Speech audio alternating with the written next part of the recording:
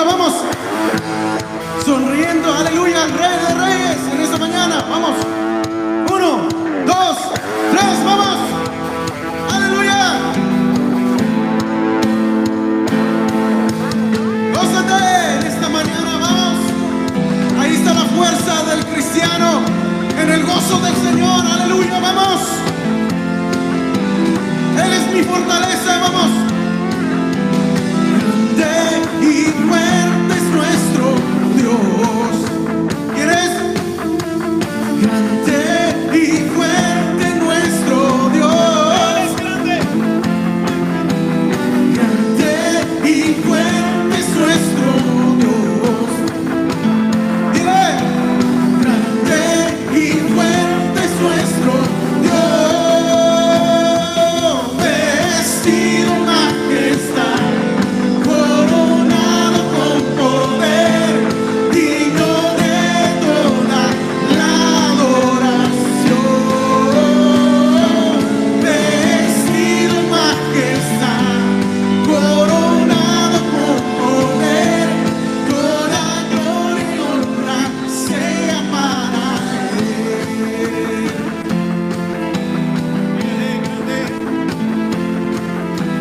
Grande y fuerte es nuestro Dios. Grande y fuerte es nuestro Dios. Grande y fuerte es nuestro Dios. Vamos. Grande y fuerte es nuestro Dios.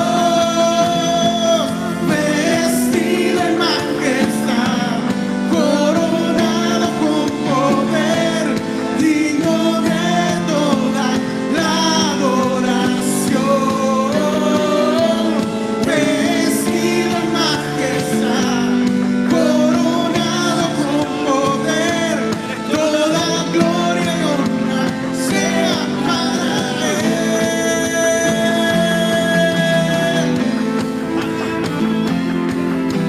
Grande,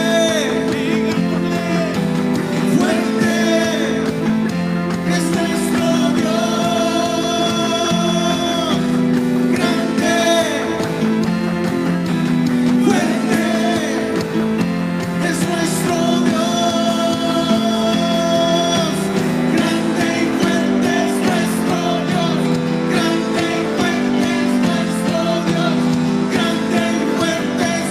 nuestro Dios. Aleluya. Padre, gracias por estos pequeños que van a sus respectivas clases. Declaramos bendición, Señor, abundancia de sabiduría para sus vidas impartidas. En el nombre de Jesús, amén y amén. Aleluya. Muy bien, los niños estarán pasando a su respectivo lugar.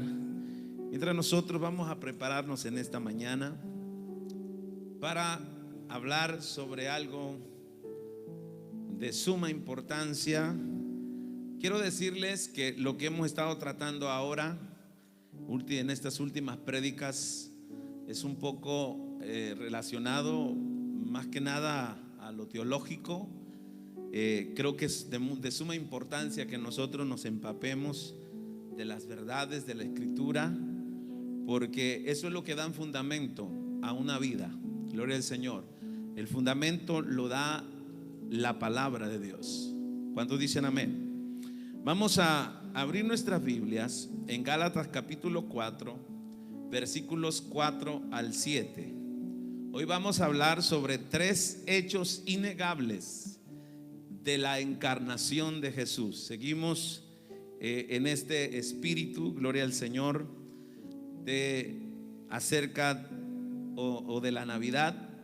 ¿Por qué le llamo espíritu? Porque es un ánimo, ¿verdad?, de todos nosotros el celebrar el nacimiento del Señor. Algo que yo estaba pensando por ciertos comentarios que a veces la gente hace sobre la Navidad, y que yo no tengo tiempo para estar discutiendo esos asuntos, pero una cosa sí sé, que todo país tiene un día de aniversario de su independencia, ¿verdad?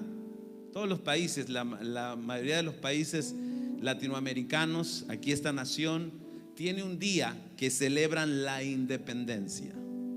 Y yo nunca he escuchado a alguien, a un cristiano, que tenga pleito por eso, porque celebren el día de la independencia. Pero cuando hablamos del nacimiento de Cristo, hay mucha controversia, mucho problema, ¿sí? Entonces nosotros no debemos de entrar en esos detalles. Yo celebro que un día Jesús nació en Belén. Yo celebro que un día la salvación vino en un regalo precioso que el Padre nos dio, que fue su Hijo Jesús. El día no es sabemos exactamente que esta fecha de diciembre no es el tiempo que Jesús nació, lo sabemos. Entonces, pastor, ¿por qué nos unimos con el mundo? Porque por lo menos el mundo ha designado un día donde reconocen que el Señor Jesús nació. Por eso me uno, amén, por eso me uno. No me uno a sus cosas de ellos, no nos unimos a las cosas que ellos están haciendo. Nos unimos a celebrar como debemos de celebrar el nacimiento de nuestro amado Salvador. Amén, gloria al Señor. Así que hoy vamos a hablar, y por eso estamos tocando estos temas. Vamos a hablar sobre 3 hechos innegables de la encarnación de Jesús. ¿Por qué Jesús se encarnó? El tiempo, el por qué, ¿sí? Él se encarnó. Vamos entonces a leer. Dice la palabra del Señor: pero cuando vino el cumplimiento del tiempo, diga conmigo, cumplimiento del tiempo, envió a su Hijo, nacido de mujer y nacido bajo la ley. Yo quiero que note estas palabras muy importantes en este versículo 4. Primero, habla de un cumplimiento del tiempo. Dios es exacto y Dios tiene una agenda y Dios tiene un plan. Eso es indiscutible. Dios envía a su Hijo. Y algo muy importante que quiero que note aquí es que dice, ¿por qué dice Pablo nacido de mujer? Supuestamente que todo el que es humano tiene que haber nacido de una mujer. Pero ahorita vamos a ver por qué Pablo pone ese detalle ahí: nacido de mujer y nacido bajo la ley. ¿Para qué? Para que redimiese a los que estaban bajo la ley, a fin de que recibiésemos la adopción de hijos. Y por cuanto sois hijos, Dios envió a vuestros corazones el Espíritu de su Hijo, el cual clama: Abba, Padre. Así que ya no eres esclavo, sino hijo. Y si hijo, también heredero de Dios por medio de Cristo Jesús. Padre celestial, te pedimos dirección, Señor. Te pedimos que el Espíritu Santo abra nuestro entendimiento. Pon las palabras apropiadas y adecuadas, entendibles al entendimiento de tu pueblo. Te pedimos, Espíritu Santo, que tomes todo este momento donde tu palabra va a ser expresada, va a ser hablada, en el nombre todopoderoso de Cristo. Amén y amén. Ocupe su lugar. Damos la bienvenida a nuestro hermano Carlos, que está de regreso acá con nosotros desde Colombia. Amén. ¿Cómo le decimos al hermano Carlos? Bienvenido, hermano, bienvenido. Nos da gusto verle. Gloria al nombre del Señor. Muy bien. Yo no sé si usted trae con qué anotar, pero le voy a dar algunas cosas y algunos versículos bíblicos para que usted lo vaya y los vea en casa. Pueda usted entrar un poco más en el tema que hoy vamos a hablar. Gálatas capítulo 4, versículo 4 al 7, tiene un énfasis muy importante en 3 hechos sobre la encarnación de nuestro Señor Jesucristo. En el Evangelio, en los Evangelios, los 4 Evangelios, sobre todo el Evangelio de Mateo, tenemos también en Lucas, en Juan, tenemos el relato histórico de la encarnación. O sea, ellos dan el relato de la historia de la encarnación. Todos estos detalles que los evangelistas dan sobre el hecho histórico de la encarnación son verdades que se complementan, ¿verdad? Ellos recuperaron toda la historia y la pusieron, gloria al Señor, cada quien en su manera de ver las cosas de acuerdo a su punto de vista. Pero ellos dan un panorama completo acerca del nacimiento de nuestro Señor Jesucristo.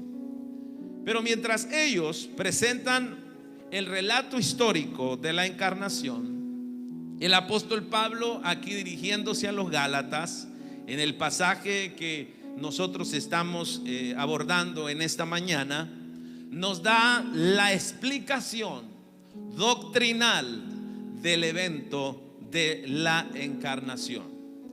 Es muy importante esto. Los evangelistas nos dan el relato histórico de la encarnación, pero Pablo nos da a profundidad una explicación doctrinal acerca del evento de la encarnación. Hoy vamos a ver 3 verdades que enfatiza el apóstol Pablo aquí en la epístola a los Gálatas. Primero, quiero que veamos que Pablo enfatiza el tiempo de la encarnación, cuando Dios envió a su Hijo. El tiempo, diga conmigo, el tiempo de la encarnación. ¿Cuándo ocurrió esto? Mateo nos dice que fue durante el tiempo del rey Herodes, Mateo 2:1, y sabemos según nuestros calendarios, que hace más de 2000 años que Dios envió a su Hijo a este mundo. Pero Gálatas capítulo 4 versículo 4 nos dice que fue cuando había llegado el momento preciso. ¿Qué nos quiere decir? Que ya de antemano había una agenda, había un plan, había un horario establecido por Dios para que justamente cuando llegara el tiempo se haría la manifestación de aquel Hijo que se encarnó. Gloria al nombre del Señor, nuestro Señor Jesucristo. O sea, en la creación Dios trabajó según una agenda. En los primeros 2 capítulos de Génesis se aclara esto. La Biblia nos dice en el Génesis que Dios tenía un plan, tenía un orden de creación y también tenía un método. Gloria al nombre del Señor. Si usted lo ve, está bien detallado en el Génesis. Dios no hizo las cosas así a la y se va. Dios tenía un plan. Dios hizo las cosas ordenadamente y también ejerció de un método para crear todo lo que existe. ¿Cuántos dicen amén? Por eso es importante que usted vea esto, porque lo mismo que hizo con la creación, también lo hizo respecto a la obra de redención. Por eso la palabra del Señor dice que implica el envío de su propio Hijo a semejanza de nosotros, carne vendida a pecado, pecaminosa. Gloria al Señor. Si usted va a Romanos capítulo 5 versículo 6, si nos pueden proyectar Romanos 5, 6, lo pone claro ahí cuando dice: porque Cristo, cuando aún éramos débiles, a su tiempo murió por los impíos. Note esto, importante. Dios tiene establecido tiempos. Diga conmigo, Dios es Dios de tiempos. ¿Está conmigo? ¿Cree usted eso? El tiempo está determinado. Su tiempo, tiempo de su bendición, tiempo de cualquier cosa que está establecido ya en la agenda de Dios, se va a cumplir, va a tener su cumplimiento. Gloria al Señor. No importa lo que digan, no importa lo que pase, no importa lo que enfrente, el tiempo de Dios se cumple. Gloria al nombre del Señor. Aleluya. El tiempo de Dios es cumplido. ¿Cuántos dicen gloria al Señor? Entonces, Dios designa un tiempo para cada detalle relacionado a la obra de redención que su Hijo efectúa. Esto fue hecho desde la eternidad. Escúcheme, Dios no se proveyó de algo así espontáneo cuando el hombre peca, cuando el hombre falla.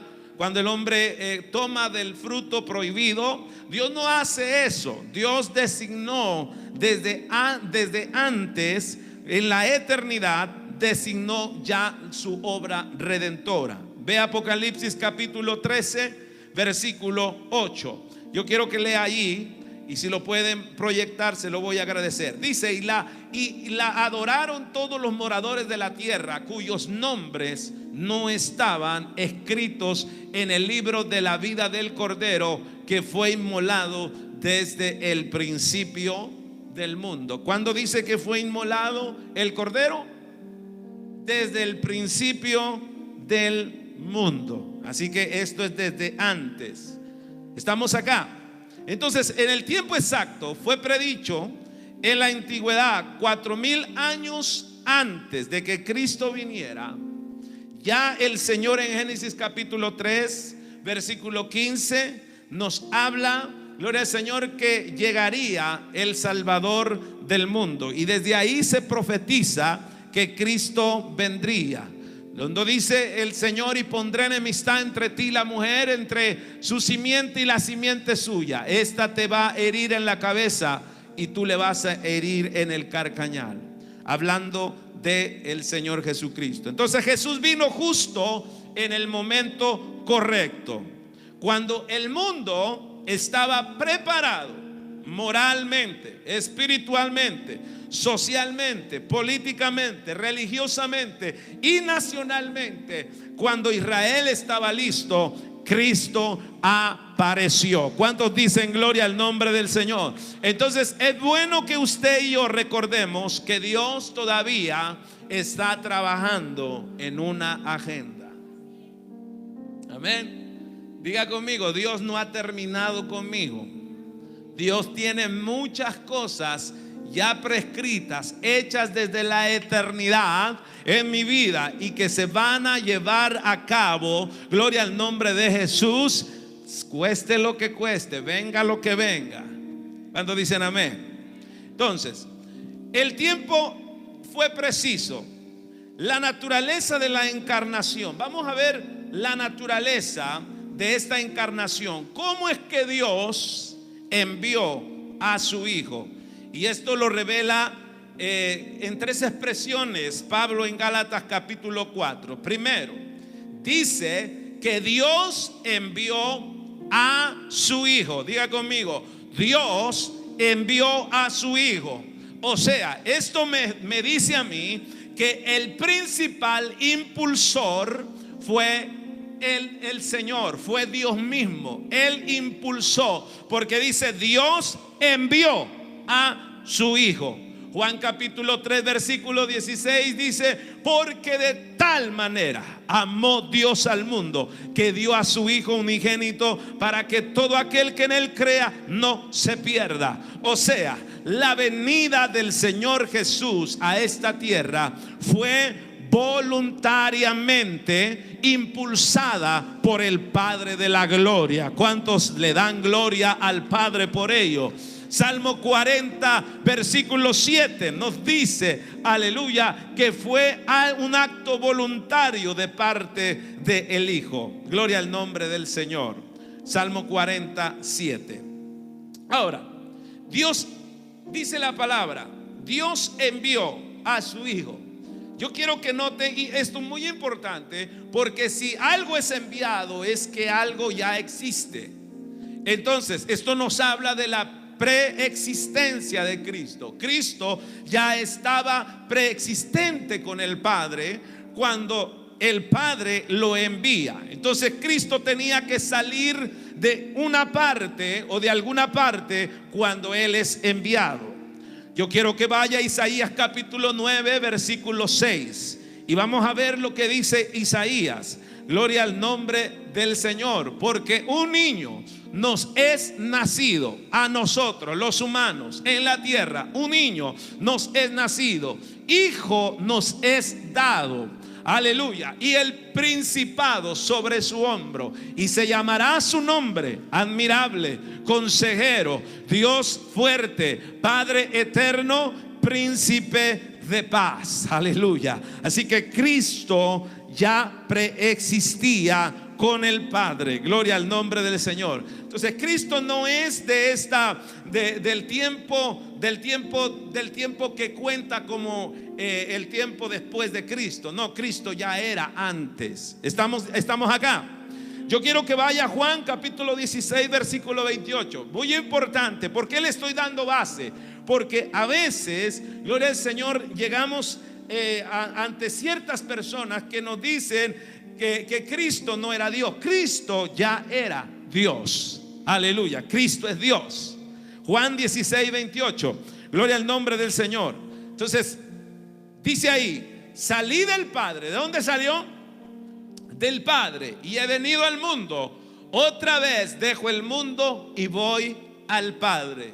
Entonces, por eso dice Pablo que Dios envió a su Hijo. ¿Estamos acá? Luego dice algo. Pablo dice: nacido de mujer. Entonces, esto Pablo está diciendo, está marcando o está explicando detalladamente que Jesús era de la descendencia de la mujer, para que se cumpla Génesis 3:15. Gloria al Señor, donde dice: tú le herirás en la cabeza y él te va a herir en el carcañal. ¿Sí? Gloria al nombre del Señor. Entonces, cuando vino Jesús a la tierra, toda la deidad, toda la Trinidad estaba vestida de humanidad, porque era Dios hombre. Escuche bien, era el Dios que se convierte en hombre, que se encarna en hombre. No es el hombre que se convierte en Dios, sino es Dios que se convierte en hombre. ¿Por qué? Porque Dios se hizo hombre por causa nuestra. Por eso es muy importante el nacimiento, la encarnación y el nacimiento de Jesús. Pareciera que no tiene importancia, pero todo aquel que conoce la base de esta verdad, gloria al Señor, nada lo puede mover. Entonces Jesús, si Jesús hubiera sido un simple hombre, quiero que veamos esto también, que Jesús no era un cualquier hombre, no era un simple hombre.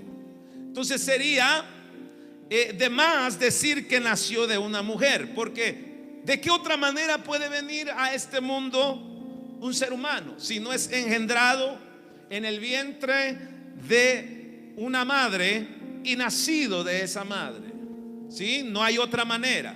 Pero Pablo da esta expresión declarando que Jesús fue único en su persona y en el método de su nacimiento. Escúcheme, por eso Jesús es único, ¿verdad? Por eso como hijo de hombre es único, como hijo de Dios es único, y el método de su nacimiento también es único, porque dice la Biblia que fue engendrado por el Espíritu Santo en el vientre de María. ¿Estamos acá? Entonces, nacido de mujer. Luego dice la palabra, dice el apóstol Pablo: nacido bajo la ley. En los días de su carne, el Señor Jesús, después de nacer, cuando caminaba en la tierra, algo que me llama mucho la atención es que Jesús era Dios, pero era hombre que se sujetó y se sometió a todo lo establecido por la ley. Él estaba sujeto. Yo quiero que anote esto. Él estaba sujeto a la ley ceremonial, aunque en ese tiempo estaba el culto a Dios estaba muy deteriorado, pero él, sin embargo, se sometió a la ley ceremonial, porque dice la Biblia que él fue circuncidado, fue presentado en el templo, él adoró en el templo y él asistió a las fiestas del templo. ¿Entendemos esto?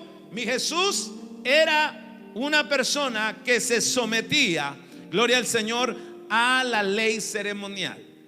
¿Cuántos dicen amén? Así que nuestro mejor ejemplo para venir a la iglesia, asistir a la iglesia, a las fiestas de la iglesia, es ¿quién? Jesucristo. Lucas 2:21 nos lo dice. Lucas 41 al 42 del mismo capítulo 2. En el derecho social, Jesús estaba sujeto a sus padres. Él se sometía a la dirección de sus padres. Muy importante. Por eso nuestro amado Señor Jesús es un ejemplo que todos nosotros debemos de seguir. Él estaba sujeto a sus padres. Lucas 2:51. Lucas 2:51 dice que él se sometía a la dirección de sus padres. Descendió con ellos y volvió a Nazaret y estaba sujeto. ¿Qué dice? ¿Sujeto a quiénes? ¿A quién estaba sujeto Jesús? A ellos. ¿A quiénes ellos? A sus padres. Y su madre guardaba todas estas cosas en su corazón. Él estaba también sujeto a la ley civil de ese entonces.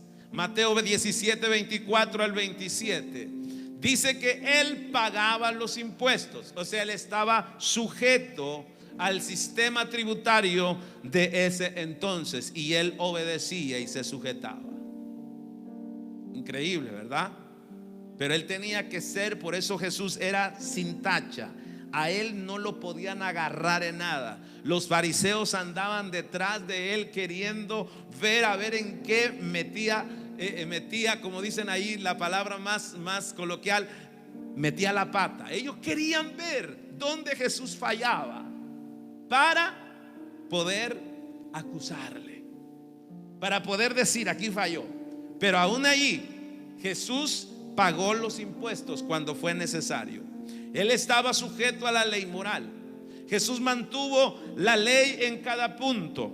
Y esto es lo que Pablo declara cuando dice, gloria al Señor, que él estuvo sujeto a la ley. Jesús dijo en Mateo 5:17, porque yo no vine a abolir la ley y los profetas, sino a cumplirlos. Entonces Jesús estaba sujeto a esa ley moral. La ley moral de esta que habla Pablo, nuestro Señor Jesucristo se sometió a ella. La ley dada a Moisés, Jesús la cumplió y él se mantuvo como un representante de esa ley. Gloria al nombre del Señor. ¿Cuántos dicen gloria al nombre de Jesús? ¿Se da cuenta? Yo me pongo a pensar, Cristo siendo Dios, metiéndose a una limitación autoimpuesta, sometiéndose, humillándose, porque esta era una humillación. Él era el Señor el que había hecho la ley, de donde había nacido la ley. Sin embargo, Él se somete a esa misma ley que Él creó, siendo que era un humano, o en su estado de humanidad, se somete a una ley que Él mismo creó siendo Dios. ¿Cuántos dicen amén? Por eso Filipenses 2, 7 al 8 dice que se humilló hasta lo sumo. Se humilló hasta lo sumo. ¿Cuántos dicen gloria a Jesús? Jesús nos da ese ejemplo de humillación, que a veces quien hace la ley a veces está por encima de esa ley. Pero Dios no fue así. Dios hizo la ley y Él mismo se sometió a esa ley. Decimos gloria al Señor. Muy bien. ¿Cuál fue el propósito? Ya vimos la naturaleza de la encarnación. ¿Cuál fue el propósito de la encarnación? ¿Por qué Dios envió a su Hijo?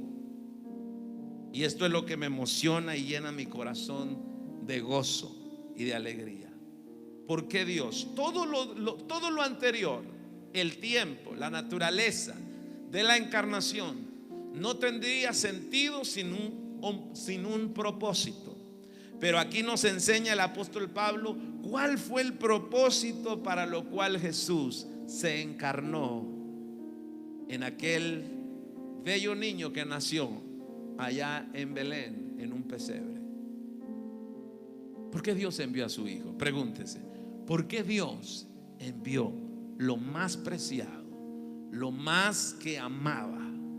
Porque Él se despojó de Él y lo envió, sabiendo el Padre que lo que le esperaba a su Hijo era la muerte, y muerte de cruz.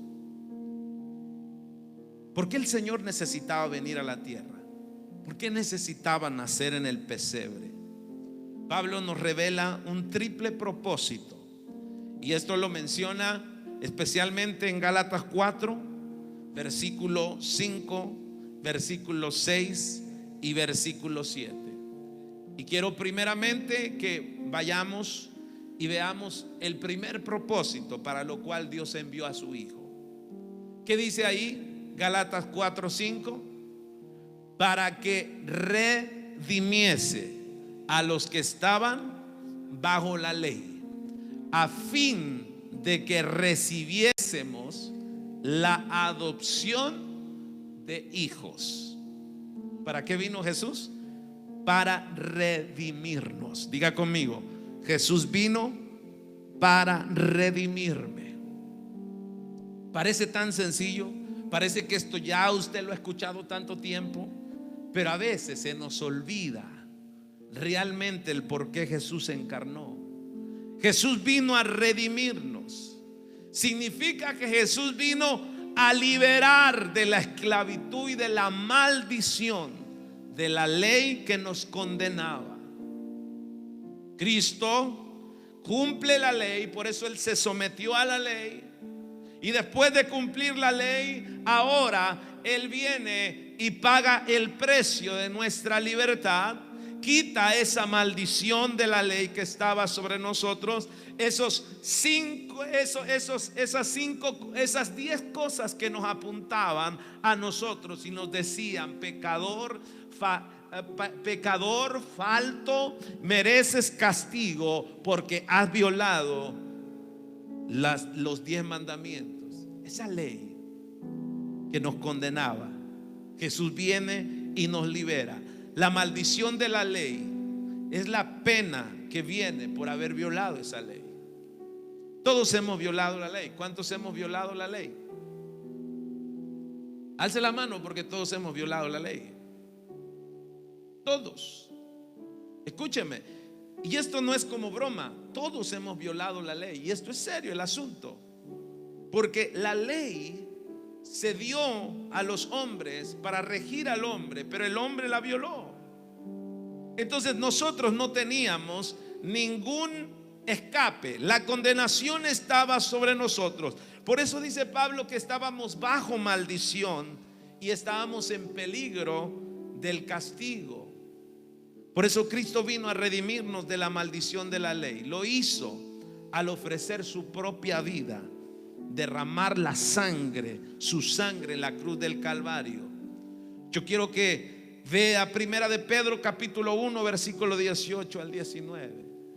Así Jesús pudo comprar nuestra libertad y nos redime de la maldición de la ley. Por eso todo aquel que no recibe la sangre, escúcheme hermano, no lo digo yo, lo dice la palabra de Dios. Dios mismo estableció eso en su palabra. Quien rechaza la sangre de Jesús todavía está bajo la maldición de la ley. Y la maldición de la ley es la condenación eterna. Primera de Pedro 1, 18 al 19.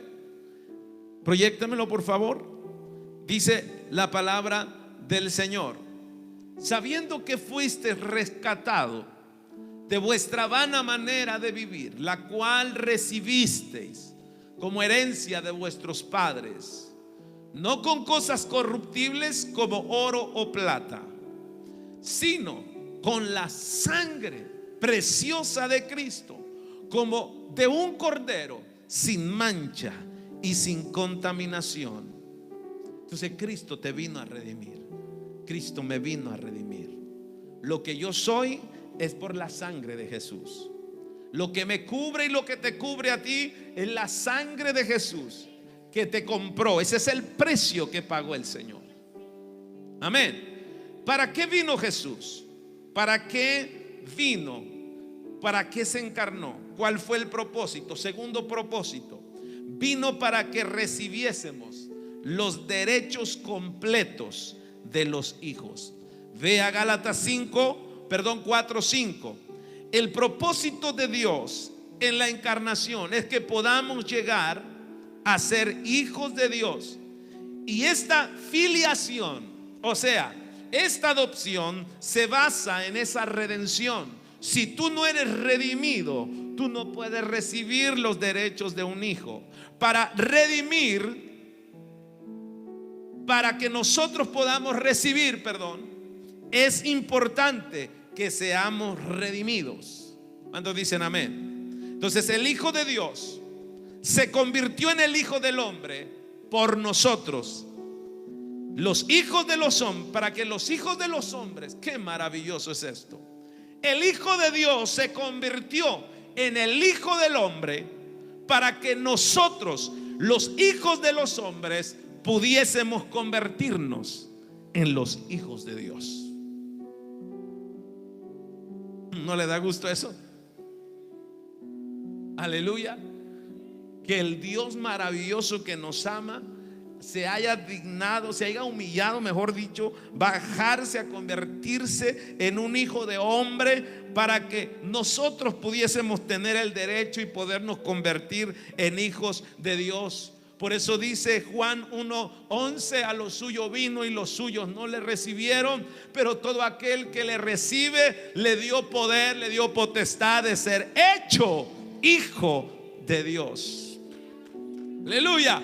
Entonces, ¿quiénes son los hijos de Dios? ¿Quiénes son los hijos de Dios? ¿Quiénes son? La pregunta es esa: ¿quiénes son los hijos de Dios? Son aquellos que tienen el espíritu de adopción en sus corazones y por medio del cual, Gálatas 4:6, clamamos como Abba, Padre. Ay, Dios mío, yo me emociono con eso. Abba, Padre. Nadie puede decir papito, nadie se puede dirigir a Dios, aleluya, en expresión de amor. Por eso la adoración es muy importante. Gloria al Señor, porque el Espíritu Santo que ha sido puesto dentro de nosotros, aleluya, que nos convierte y nos hace hijos de Dios, es el que clama desde nuestros corazones: Abba, Padre. ¿Cuántos tienen el Espíritu de Dios? ¿Cuántos pueden decir Abba, Padre? Aleluya.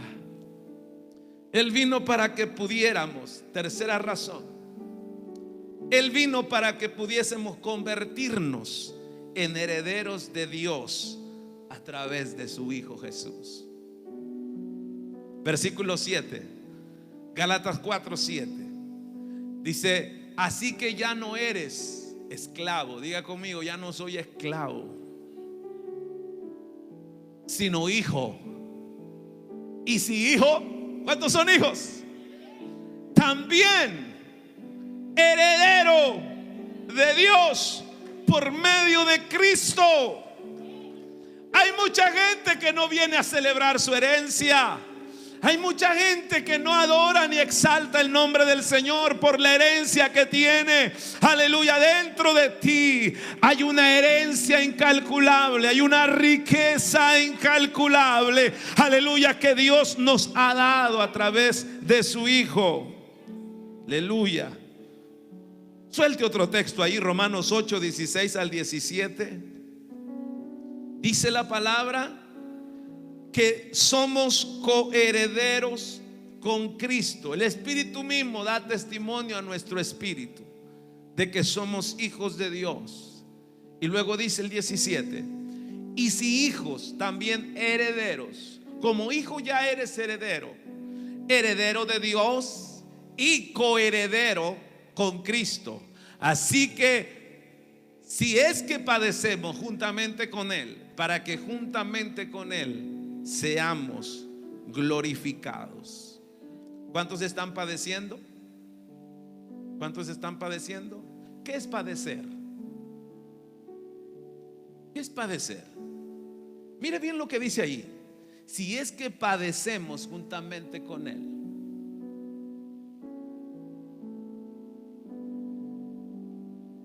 Hay gente que le gusta la herencia de Dios, pero no le gusta el padecimiento. ¿Y qué es padecer? Padecer es negarte a tu propia voluntad, a lo que tú eres, ¿Usted cree que Jesús no le costó? Él era humano como usted y yo. Jesús se humilló a tal grado, mire, Él sí sabía en todo su ser, en su espíritu, alma y cuerpo, Él sí sabía que era Dios. Él sabía. Hay gente que aún no sabe que tienen la naturaleza divina de Dios en ellos, pero Él sí lo sabía.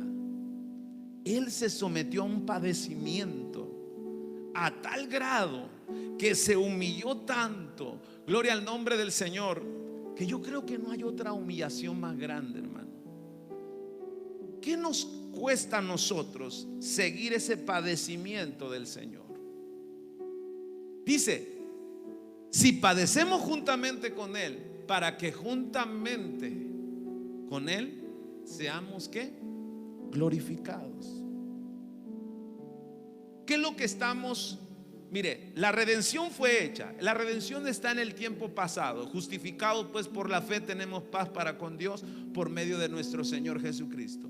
La redención es un acto del pasado en nuestra vida.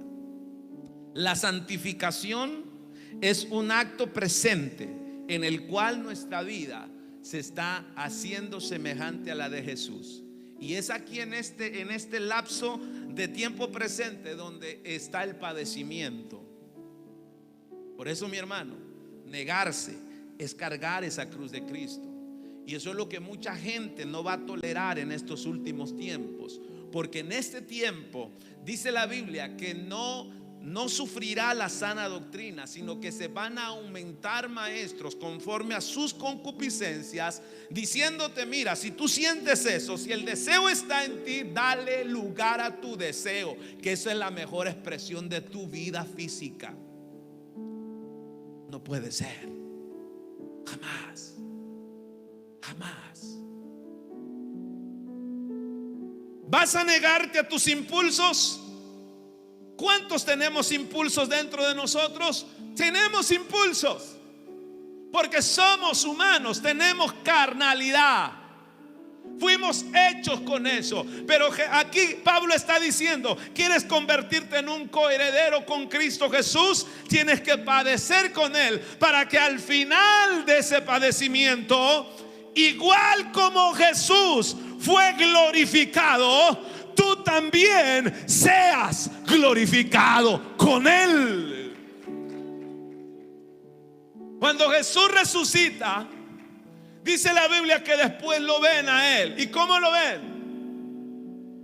¿Cómo lo ven? ¿Cuál era el aspecto de Jesús después de resucitado? Glorificado. Glorificado. Eso es lo que Dios quiere, que nosotros lleguemos a esa glorificación. Entonces lo que está en el futuro de nosotros es la glorificación. ¿Me está entendiendo? Entonces Él compartió nuestra humanidad. Jesús compartió su humanidad, todos los sufrimientos consecuentes que esto implica.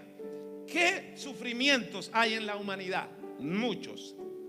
Él los compartió con nosotros. Él fue tentado. La Biblia dice que fue tentado.